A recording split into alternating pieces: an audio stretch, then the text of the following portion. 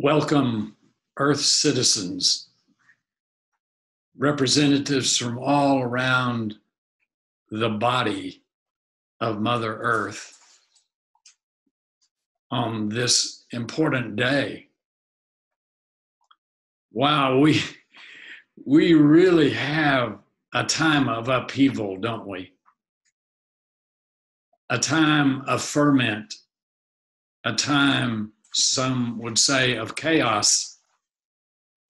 Some historians recently have been saying that the divisiveness in the United States is the most since the Civil War, the War of the Rebellion. So in times like that, we need to come together and search for solid ground because there's so much movement here and there. As part of that, I'd like to invite you for the next 13 seconds before we get too far into the call today, sponsored by the Earth Wisdom Academy. Before we get too far into that, I want you to take 13 seconds right now and subscribe to our YouTube channel. There was a big political gathering this last week in Austin, 55,000 people. Willie Nelson sponsored it, and at the beginning they did a link like this, and so they can do it, we can do it. So here we are together in something much bigger than a political gathering. So I want you to come right now with me to explore how to touch the rocks in such a way that their messages come through to us. And to begin that exploration, come with me to the ceremonial grounds of the Earth Tribe and the Earth Wisdom Academy in a beautiful land where we have one of our monthly gatherings. So I welcome all of you Earth citizens as I walk on this pathway that leads into the Earth Tribe ceremonial area. It's lined with rocks over the decades from our sweat lodge gatherings. And so I feel the support and the wisdom of these rocks as they guide me and us. We'll hear later from Leanne, and welcomed her from North Carolina, and people from all over the world that come here to be with us for a week or a few days. And as each one of us who comes to this place,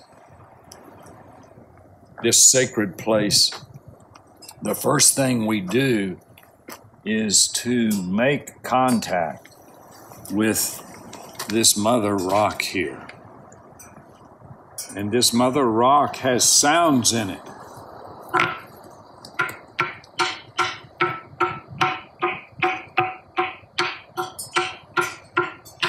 And as we talk about decoding the message of rocks, we realize that rocks can speak to us. They have messages for us. And right away, we see that this is a sedimentary rock. As you and I talk about this for a few moments, I'm going to talk first on what I call the shallow level of ecology and then go deeper. And by shallow, I'm not really talking in a derogatory way. I just mean by that the easiest way for us to talk about rocks is from a more scientific perspective. So from a scientific perspective, this sedimentary rock is important to us ceremonially simply because it's formed by pressure and stress that that forms layers. And in the layers often are captured fossils, that is, living creatures whose energy is still in this rock. And here is one that you can see, where you can actually see the vertebrates of the creature in the rock. And so as we go deeper into the meaning of sedimentary rock, we realize that part of the message of this rock is to slowly help us go through the layers of our personality, to help us to go deeper and deeper. And the rocks themselves tell us about our personality structure. You know, in many spiritual traditions, the ego is seen as an enemy. But in our earth citizen, our earth tribe approach to ourselves, we just know that ego is the Latin word for I. And so the rocks themselves are telling us how to work with the I, the many eyes that exist inside of us. And the first thing that has to happen is for us to move through the layers into the deeper aspects of ourselves. So let's walk over toward the fire. As we build a fire here, this is called the pita in the Lakota language. Other in Hindu Sanskrit is called Agni. But the fire heats up the rocks to prepare us to go through the layers of our personality, to go toward something more basic, more of an essence. That's what we're after, to connect. And to do that, that is the decoding of the rocks, to take us toward our essence. So let's see how this works in one of our ceremonies, the inipi or the sweat lodge. So we heat up the rocks here, and we go over to this pile of rocks right here. This pile of rocks, sedimentary rocks, and they were brought into that sweat lodge over there. I'll say more about that in a moment. But these rocks gave us the gift of being hot enough to kind of strip away our usual way of being. If you think about our personalities as being like this, that is, we get into grooves and they're pretty tight. And that's what we call character or personality. And when they get really, really tight, we call that a personality disorder. And so the rocks themselves, the message of the sedimentary rocks is to loosen up these structural patterns in our daily life and to peel them slowly away. Sedimentary rocks. And then the next kind of rock that is brought into the sweat lodge is this igneous extrusive rock. And you can see that it has little pits in it. So it heats up to the extent, so it's glowing, but it doesn't break apart because it can expand and contract. And here's the message of the igneous extrusive rocks, that in order to get to our essence, we have to learn how to expand and contract. expand and contract. So let's just take a moment here and a nice breath. Inhale and exhale. Inhale. Exhale. And this is what the igneous rock helps us along with breathing. The message there is, hey, to loosen up here, to loosen up. It's good to breathe, but to breathe with the fire and to breathe with this particular kind of rock. So the sedimentary rock doesn't help with that. It helps us get through the layers. This particular kind of rock helps us so that we begin to breathe deeply once again. Now, the next thing that happens, this is called a solia extrusive rock. There is another kind of igneous extrusive rock called obsidian. And this is a beautiful piece of obsidian sculpted by my Toltec shaman friend at Teotihuacan, Alberto. And I like this because it has a sharpness to it. And in fact, Guy Danielson and I, in a ceremony called psychic surgery, have used this obsidian to cut into the etheric energy field of the person in order to get and to retrieve that essence that we call the soul. And so obsidian is particularly that kind of message, that kind of coded message that's waiting. If we can kind of suspend our rational minds for just a moment, then we can see that embedded in this obsidian is this possibility. And once we cut through, see, we're loosening up, then we're getting warmed up and taken deeper, and then we have the obsidian that cuts through, and then what happens is this piece of rock right here. This is a heavy piece of rock. As I lift it, I don't know what it weighs, but it's heavy. And it's from the area of the enchanted rock that Leanne will be mentioning later on in her mini vision quest that she went on at Enchanted Rock. Now, the thing that I want us to know about this piece of rock is this. This little being right here, heavy, this little being is 1 to 3 billion years old.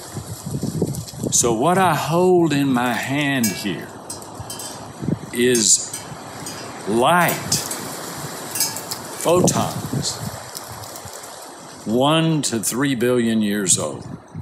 Einstein said rocks are just slow moving light. And this light has been moving around for 1 to 3 billion years. And so in the Sweat Lodge, when we bring this in, now we're getting to that part of us, that soul part of us that is that old. So think for just a moment. Most of the time you say, how old are you? Well, I'm closing in on 80 years old, 8 decades before too long. But that sounds old. But it's not nearly as old as we really are. We are older than this rock. That is our soul essence, which goes through cycles, the way the coded messages of rocks go through cycles. You have inside of you an essence that is actually beyond time. And our goal, according to the way I experience it, is to remember who we are at our essence. Now, we can't do that all the time. But when we do, we have moments, metamorphic moments. Now, this is a piece of crystal, and crystal is embedded in metamorphic rocks. And what does metamorphic mean? Meta means beyond or change, and morphic means form. And so this rock actually helps us change the form of our lives. That is, our personalities actually are changed. The arrangement of the patterns are transformed through the contact with this kind of rock. And you might see that I have here around my neck a little piece of quartz that I wear when I like to have it next to my heart to assist me. Many of you do this, but there's some medical evidence beginning to emerge that might indicate that somehow quartz has an effect on our energy field. Now, what is quartz? Quartz is silicon. And what is silicon? We use silicon in all of our computers, our iPhones and everything. It's a semiconductor, which just means that it conducts electricity at a speed that allows us to function in much of our lives. And so this beautiful, beautiful rock, which really is one of our most plentiful rocks, is there to conduct our essence with the larger sacred domain of ecofields. Is that not amazing? You and I have little possibilities of being semiconductors. And in fact, we'll be going in a few weeks to Teotihuacan in the complex of pyramids, which I experienced myself as being a very large semiconductor that connects us with the larger domains of energy. So let's move over here.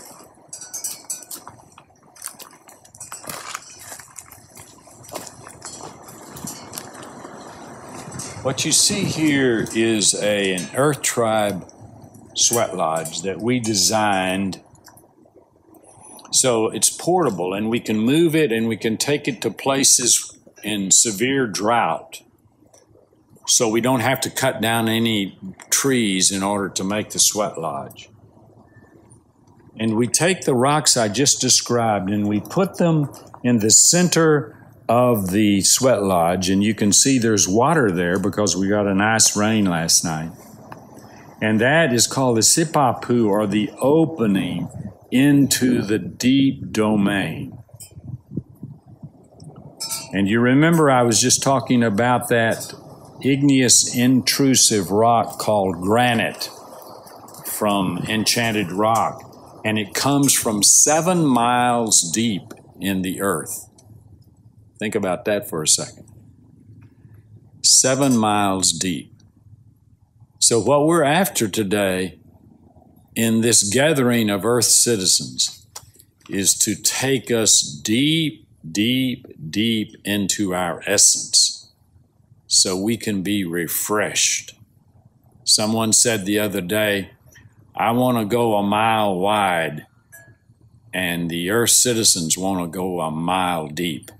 And yes, we want to go a mile deep today with you and get these messages of the rock. And as we go a mile deep, we begin to see that in these turbulent times in which we live, one of our principal tasks is finding balance. It's so easy to get out of balance, isn't it? This development happens, that development happens, and all of this information's coming in. It seems as if the momentum of the political world is moving against friendliness to the environment, friendliness to women, friendliness to the divine feminine. It definitely feels that way at times, maybe a lot of the time. So it's important to balance ourselves. I want to invite you right now to join a remarkable person who is a rock balancer. And as we enter into his world of balancing rocks, see in the chat if you can share moments of being off balance or moments of being in balance as you allow these balancing rocks to reach into the depths that we're exploring.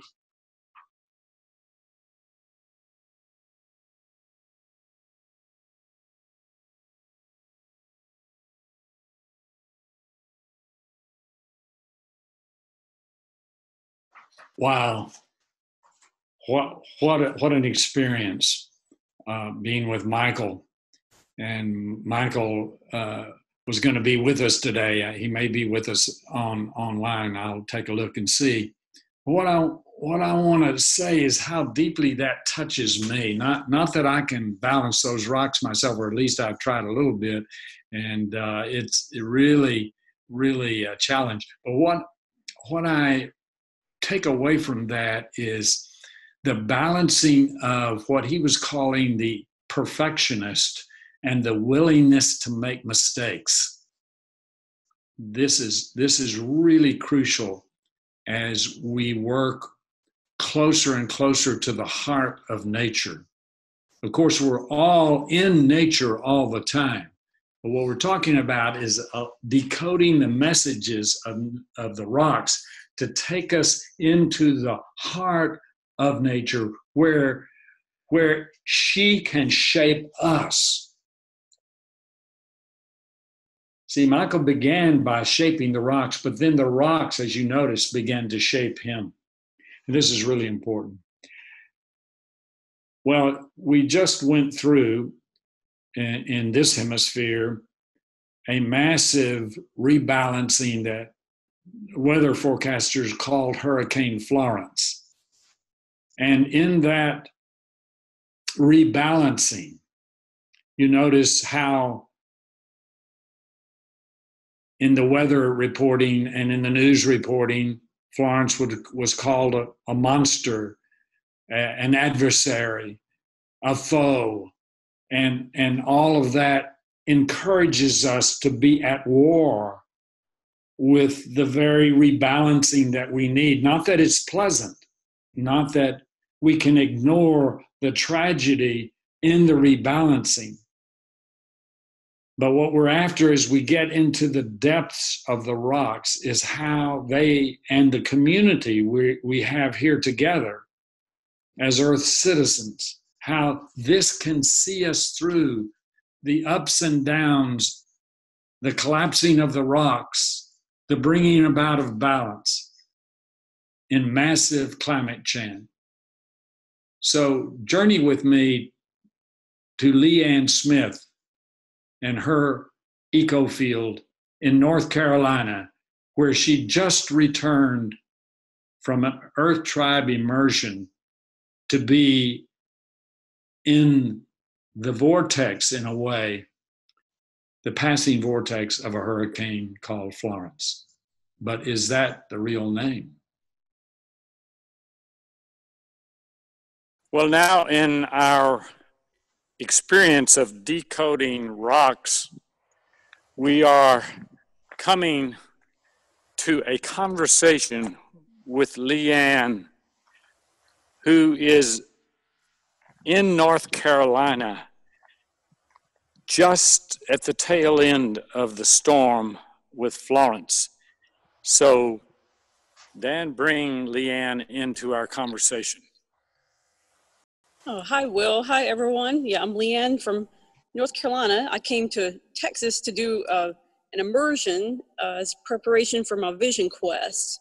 And at the same time that I was there, it rained all week down in Texas, as if I brought the rain with me to Texas. And then it rained all week where I was from Florence. So we were all looking at the weather and trying to monitor how that was going. But it seemed to be a whole sort of vision quest for me while I was there with the weather beings. So that was very interesting. You never know what's going to happen. Yeah, well, tell us, Leanne, how this experience in the Earth Tribe immersion with the rock, and I'm going to show you this rock here. So this is a rock here where I'm sitting that's supporting me as I talk with you. And I'm thinking about how when you arrived back at North Carolina from your Earth Tribe immersion, how you sought out the support of rocks to help you as you came through the storm. I remembered how supportive the rocks were, even the limestone, even though there's the aquaphor underneath and all, and it just felt like information and DNA holding and all that is in the rocks. And so I just kept that same faith whenever I came here, and the rocks that are under the earth here and that hold everything together here, it's as if they're part of the sacred web also, even though they're the solid part that really holds us. And so I just rested in that we're all going to be safe whatever storms come. We're all going to be just rooted in our base, in our beginnings of the rock, in our origin. Yeah, good. Well, let me ask you this. What are some highlights of your experience in the Earth Tribe immersion here in the Texas Hill Country that you took back with you as a gift to this habitat, this series of eco fields where you live that had been through so much? And in fact, you flew into the storm when you were leaving here. So what did you bring back with you from your Earth Tribe immersion? Just that good feeling of community, the Earth Tribe community there. I went and visited a lot of different Earth Tribers, and I got to know the history. I got to know the journeys that everyone has been through. And I came to the feeling that we're all already in community. There's a pulling force that pulled me to go this direction, to go kind of the shamanic direction or whatever you want to call it, and wind up meeting people to eventually be in the Earth Tribe. And I see that same sacred web of people and joining is all around, and we just didn't know it, that we were already in community. But Earth Tribe is a community that's already so well established and run, where everyone kind of takes care of the other one, and all that. And I got just that real nice feeling of strong support, and that it's all really real. And I got to bring that back home. That's probably the most important part. Yeah, in that sense, we are Earth citizens, all of us who are on this call today. When you came here, it was interesting because one of the first things you did was to gather some rocks. Tell us about that. Actually, when I arrived at Lily's house, Lily is my Vision Quest guide. And as soon as I got to her house, I went outside and tried to, just connect with the land and just ground from being in a plane all day and stuff. And I started to see rocks like this and gather them. And throughout the week, because I started making rattles, I started just making intuitively guided shamanic rattles. I started selling about 3 months ago, and I kept going around and getting pebbles and getting different kind of seeds and stuff on the land, and hearing like what is their auditory sound, how's that feel and stuff. So I brought back some different rocks, and I brought back some, I think it was morning glory seeds. I have them here. These are the rocks that Lily had me pick out in a store there, so I would have a color for each of the directions, and I could lay myself out a medicine wheel at home. But in that, I gathered shells that you naturally just have on your land. I picked some from your land where you are right now, that I'll use in shamanic rattles, and they have the nicest little rattle sounds. So I started doing that, and I got taken to Enchanted Rock for a mini vision quest. Well, tell us about that. Yeah, that was so magical. What happened is I thought it was normal. We showed up and it was this beautiful place, wide open, spread open with no people. Sheila and Dan, they said, this is so unusual. Like, this never happens. Usually we're here and we wait maybe 3 hours in line to get a ticket and all this. I couldn't imagine that, because when we showed up there, it was just like the whole place was cleared out just for us. It was so, silent, and there was like a mist. It was not hot at all, but it was not cold. And we wound up going in a direction that they've never gone. They've taken many people to Enchanted Rock, and they had never gone this particular way. And we decided to go this particular way. And there was a rock where it had like a bunch of running water on it, and it looked like blue lagoons just running into where the water was coming down the trees, and it was twinkling, and the light was twinkling on it. It looked like fairies, like blue lagoon and fairies. And they said, it's never like this. And they were so excited about it. And I was like, this is really cool. I don't know what the comparison is. So to me, it just looks like a beautiful, like a blue lagoon on this red rock, twinkly fairy kind of place. Let me interrupt here a second so I can tell our fellow Earth citizens who are part of this call today that this rock that Leanne is referring to is a batholith, actually a monolith that has been lifted up out of the earth. It's similar to Ayers Rock, and it is 1 to 3 billion years old. So here is an ancient being who is opening itself to you as you're explaining that. It was unusual because the opening that the rock had for you on that day, as Dan and Sheila were saying, was very unusual. And so in some ways it might have been speaking to you. And if this grand old dome of a rock was saying something to you, what message did you take away? Well, it was kind of saying to me, welcome fairy spirit, something like that, with the twinkling and all that around. And it was just saying really welcome. Like, there was even a water, like a little river like thing that had formed from the rain that I stepped over once we did our pipe ceremony before I went off to find my place for the mini vision quest. We actually stepped over a little river, and it was like entering into where I would be left to find the spot for my vision quest. And the way we found that, at first Sheila walked with me a little ways, and then she was going to go and let me find my place somewhere around the area. But there was a lot of shashuga, the peace eagles around. I mean, just maybe 15 of them just flying everywhere.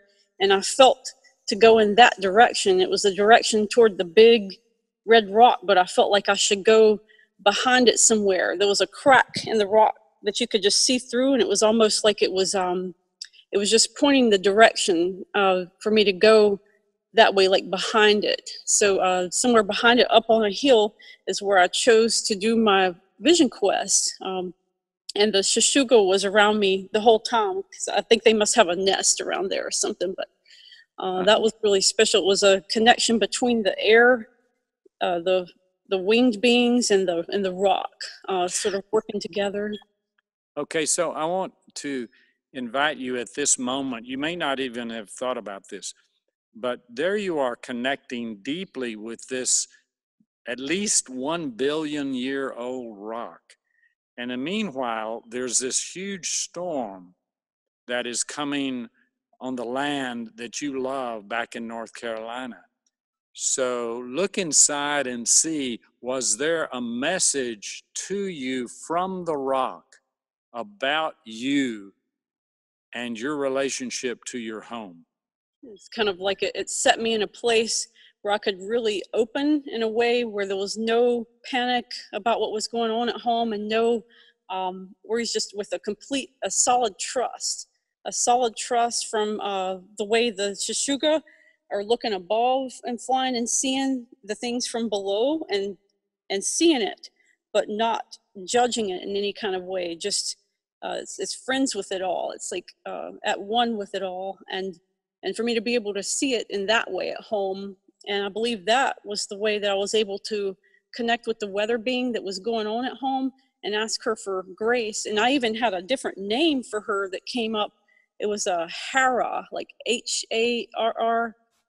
It was, I knew it was an H where it's like Hara, and it came, it was like, it's Hara. And so her name to me was Hara. And I was able to just see that, it might do the damage and things that it needed to do there, but she would also keep all of this in mind, and keep my prayer in mind, and have grace also. So I was able to just be there and be grounded in the rock, in the ancient rock, and feel grounded and solid, and that everything is happening the way it's supposed to. Yeah, that's a beautiful way you're expressing that, and I think that's so important for us, all of us Earth citizens, in a time of climate change, that we would ground ourselves in the solid rock. And what I love about what you said, as you grounded yourself in the rock, it then allowed you eventually to communicate energetically with what the weather media were calling Florence. And when you communicated with her, lo and behold, she told you another name, and the name she told you was Hara. Yeah. Yes. Something like that. So I want to tell you something, Leanne, because I know you have a little bit of a Judeo-Christian background. Well, the word Hara is the Bedouin word for the desert where Abraham got his vision. Oh. And in fact, Judith and I and others actually did research at Göbekli Tepe, right in where Abraham was born. And also, that's just right embedded in that whole ecoscape there is the original Jacob's Well. Right, yeah. And I was brought to Jacob's Well too. Yeah, and I actually got up on the top rock and jumped into Jacob's Well. And Dan got me on video, and that was really neat. It was just the whole the ancient waters, like from my understanding, they don't even know how deep it is. It's just so deep. It's just the canal to the womb of all, feels like of all of life here. It's if you go way down in it, there's waters that have maybe never come up to surface. It just maybe has been there since before there were humans. And so it was just a really neat experience, and I could feel the water on my skin, the way it felt different than usual water. And I knew it was doing something, a sort of baptism for me that I would later find out more about, and it would unfold, but I could just feel something was really happening with the Jacob's. Right, and the water was coming out of the rocks at that Jacob's Well.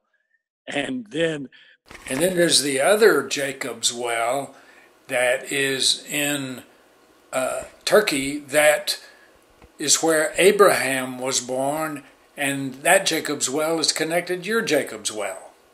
Well, this is an amazing linkage. Yeah, it all kind of comes forth and tells us the story that we're a part of, just like me having the feelings and coming about so that I would wind up in the Earth Tribe all the way from North Carolina. It just kind of comes about and bursts and allows us to see more and more unfolds. And just like the community, we don't know that we're all in community already. And then we get brought these people, and they appear live in person. A couple other of those folks were the other ones that came for the immersion, the weekend immersion. So I was there from Sunday to Sunday, but these people were there Thursday to Sunday. And so they experienced part of the immersion with me. And they were definitely people I was meant to meet, and that everyone was, I feel strongly that we were supposed to meet with them. And just like that, the story is unfolding and telling us, and we won't know it all until, but that connection is really, really awesome though, this biblical connection with Abraham and all that. So it'll continue to unfold to all of us, I guess, and tell us what all of this is trying to tell us. Yeah, and this is an important piece. I believe you said that you have been connecting with this global wisdom call that we're now calling Earth Citizens from the very beginning. You've been there almost every first Saturday from the beginning. That's correct. Yeah, I started off with Warrior Goddess training. I was one of the many women. I mean, now I think there's 20-something thousand women on Heather Ash's Warrior Goddess Tribe Facebook page. But I was one of the beginning people who started to follow her. And then through her, I came to this because she invited us to come onto a call, any Warrior Goddess who wanted to just join in. It was the first time you were going to have a free call, and it wasn't even on Zoom yet. It was a phone call for anybody who wanted. I jumped right on that. And also the connection with Sheila. I went to a workshop, a Warrior Goddess workshop in Austin, and it was the first time I really took a plane for something that I was doing myself and not with family and that kind of thing. I had gotten so into Warrior Goddess training that I did that. And this was in 2015, and I met Sheila Safer, and she did part of Heather Ash's workshop and did this great tree meditation that I connected with so much. I started calling her the tree lady, and I bought her book, Intimacy with Trees, that day, had her son, and it was all about following Sheila, and I was just following that feeling, kind of like that same feeling that drew me to actually get on a plane and come to a Warrior Goddess workshop. And so through that and through those two ladies, Sheila and Heather Ash, I started following the call every first Saturday. I just felt like I needed to connect, and I could really feel the connection through the people. And I knew this was a way to go out of the millions and billions of ways you can go. This was the way I really felt that I needed to go. So, and I'm so grateful that that Spirit's led me here. Well, we're grateful that you're in our midst, and in a way, Leanne, you represent all of the Earth citizens on this call today, from all around the waistline of Mother Earth. And I'm so grateful that you could bring yourself and bring your connections. And that's what I'm taking away from our conversation, is that you are embodying the sense of connection that Mother Earth is bringing up for people energetically to follow their hearts, to follow their deepest visions. And in the following of the deeper visions, then we can have this kind of conversation, this kind of really survival skills that you're developing and that we're developing in a world that has chaos and climate change, that we can find with each other these connections that allow us not only to survive, but to thrive and be cherished relatives with each other. Right, and actually meet each other and become real cherished relatives of each other. I definitely feel like I'm family with the Earth Tribe now. Yeah, and the Earth Tribe, to be in the Earth Tribe, all these people, thousands that are on the call, by the time the recordings are made and everything, everybody is an Earth citizen who wakes up to the connections that we have. So thank you for that, and I look forward to continuing to develop a relationship. And by the way, the words we see on your t-shirt there, we can take with us. Right. Humility and courage. Humility and courage. And there's love and honesty. Yeah. Oh yeah, there are more than two. You've got humility, courage, truth, honesty, wisdom over there. That's beautiful. Thank you again, Leanne. Oh, thank you so much, Will. So, what we're exploring today is finding solid ground in ordinary and transordinary experiences. Sometimes, when you're just driving down the road, you might find that rocks are reaching out to you like they're your rock brothers reaching out to speak to you.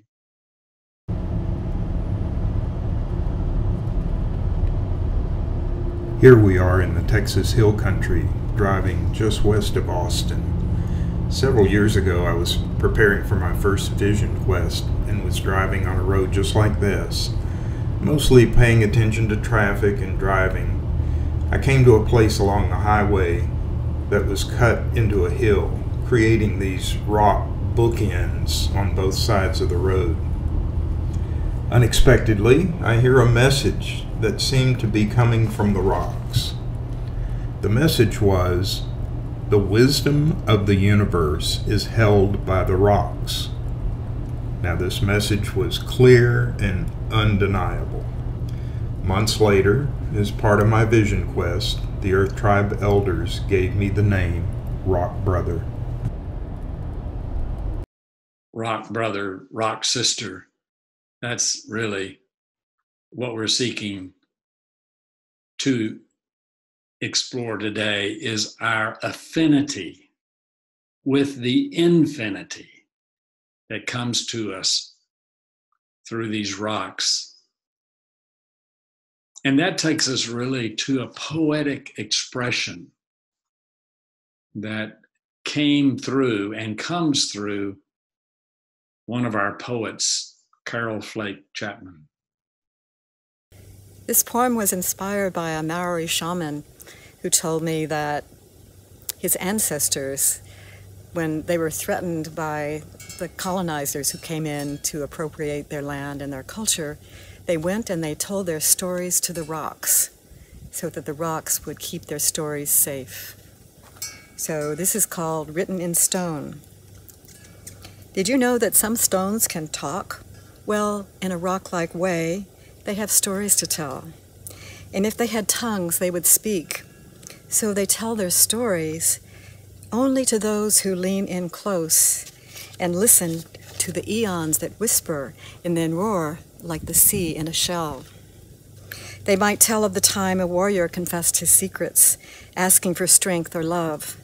They might reveal the day when the shaman told them all the stories of the tribe and asked the stones to store them where they could not be lost. If the stones are smooth, you might see traces of travelers who wanted to leave a mark, saying, "Behold, I was here on a day when life was good," while the stones just lie there, basking in their openness to wind, rain, ice, and storm.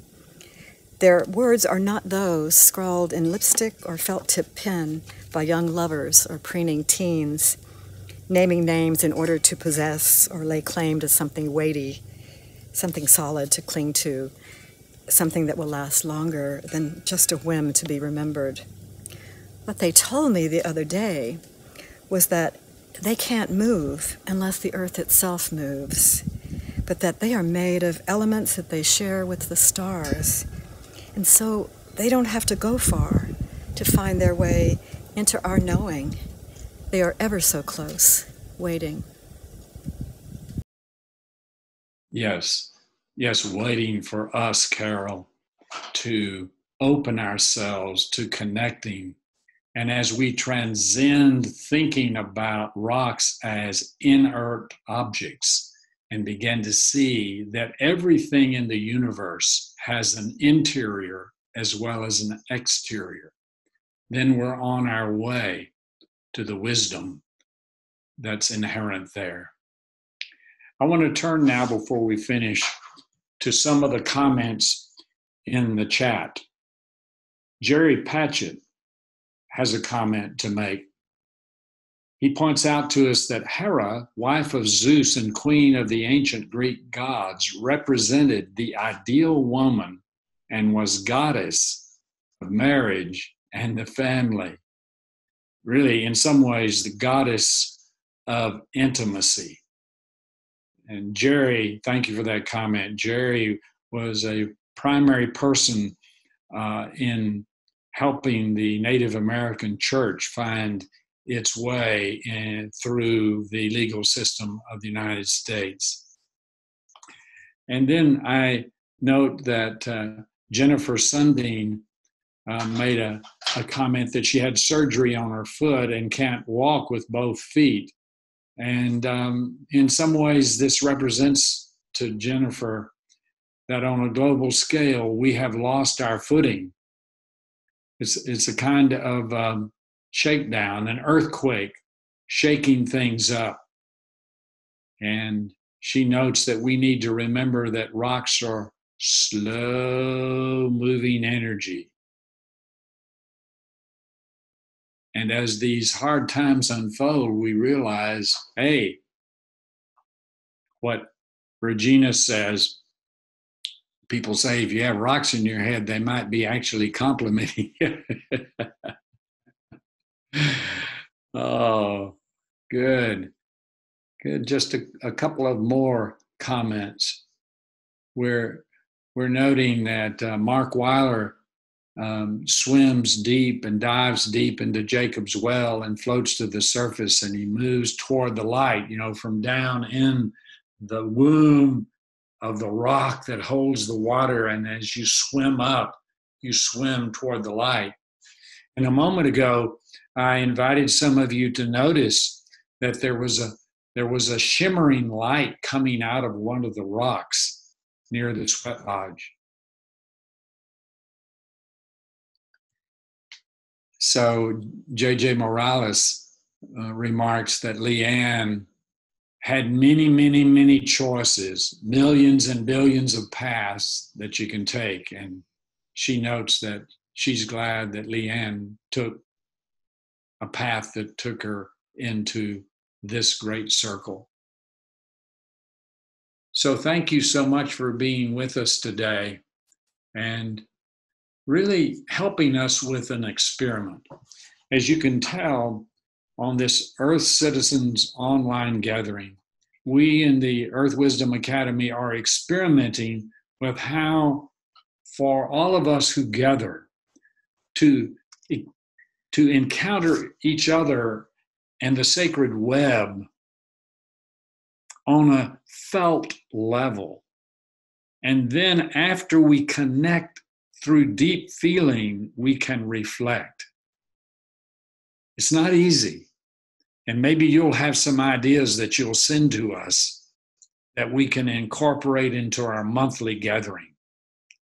We want this to be for you and with you as we seek, as we did today, to get inside the exterior and the interior of the habitats in which we live.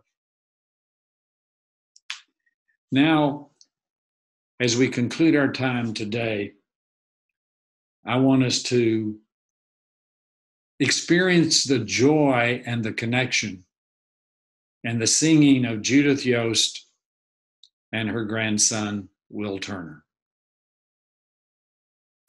Come, rocks, come, rocks, come, rocks, and comfort me, comfort me. Come, rocks, come, rocks, come, rocks, and comfort me. Music is a gift from the life, and I know how to use it. In my life that I live for the music, I won't abuse it. You want to know how to see the connection between Mother Earth and the youth is, I'll give you one hint. It's called hip-hop music. Come, rocks, come forth. Come, rocks, and comfort me. disturb me. Life can be very disturbing if you don't see the jungle and you live where it's urban. I just want you to know that rap can save the world. The youth will hear it, even though they seem not near it, to the stones and the rocks that make us walk with no socks, with feet touching the ground, where we can hear the sound of a distant hound. I talk with a rhythm like Shakespeare-esque. I just want you to know that hip-hop music will save us, yes. And this is my grandmother, and I love her. She's the best. She's singing a hymn, and I'm just rapping. She's got a little more to say, and so do I. Let's listen to her as she sings in the sky. Come rocks, come rocks, come rocks, I take refuge in thee, refuge in thee. Comfort me, comfort me. If you're living in life and you're finding yourself in strife, you don't have a partner, no husband, no wife, no friend, no brother, no mother, no nothing, you can take refuge in the earth because, well, that's something. You can hear the airplane flying in the sky, man-made around us. And I ask why. Shall we distance ourselves from the technology we live in, or shall we find a connection and help our children? Because the children have iPhones and they look at it all day. We might as well find a way to connect shit and say, hey, if we want to live together, we need to storm the weather. We have to walk through the rain, not away. If we walk with the rain, it'll stay over our heads forever and ever. I just want you to know I'm just heating up like hot leather. Come rocks, come rocks, come rocks and comfort me. I take refuge in thee, refuge in thee, comfort me. Yes. The rocks comfort us. They disturb us. And yet they're there as we take refuge in the womb of the earth. Next month, we'll have a little bit different schedule. We'll be gathering on November the 11th. And the reason for that is we are making our annual journey to Teotihuacan, as I mentioned earlier, for the Day of the Dead. And we will have our entire experience on November the 11th, broadcasting from the energy of these pyramids, which are extensions of the rocks, you see. And we'll see how that this is a massive tuning device, a crystal, silicon, to take us into the larger cosmic consciousness, so needed by all of us as we move through these times together. And so I say to you today, Inake, you are our cherished relative.